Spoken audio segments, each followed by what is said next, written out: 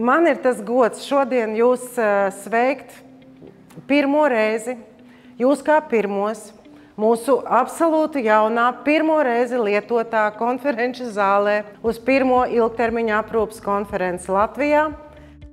Un, protams, lielais jautājums ir arī par to, kādā veidā šo sistēmu padarīt līdzsvarotu visā Latvijā. Prognozes rāda, ka iedzīvotāju skaits, kas potenciāli būs aprūpējami, palielināsies no 31,7 no kopējā iedzīvotāju skaita 19. gadā līdz 41,2% 2030. gadā.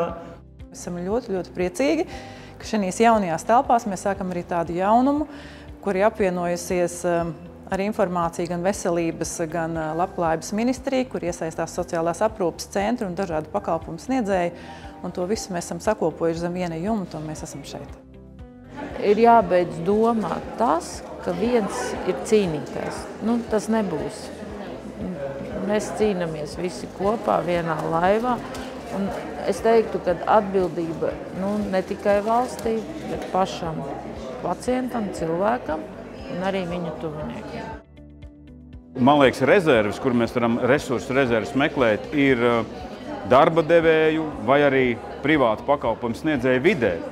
Jo ļoti daudz ko privātais sektors var atrisināt pats, ja vien publiskais sektors rada pienācīgu juridisko pamatu, iespējams kaut ko stimulē ar līdzfinansējumu, kaut ko stimulē ar samazinātiem nodokļiem. Jebkurā sociāla aprūpes centrā svarīgākais un noteicošais faktors ir komanda. Mēs motivējam dažādos veidos. SZMO Latvija mums ļoti bieži palīdz ar lekcijām tieši darbiniekiem, palīdz ar to, ka brauc un vada praktiskās nodarbības.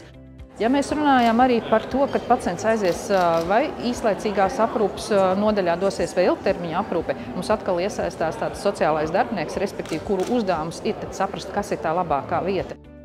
Šobrīd mēs daudz runājam par dažādu veidu ceļa karšu veidošanu pacientiem, lai viņi tuviniekiem, lai viņi zinātu, kā rīkoties konkrētās situācijās.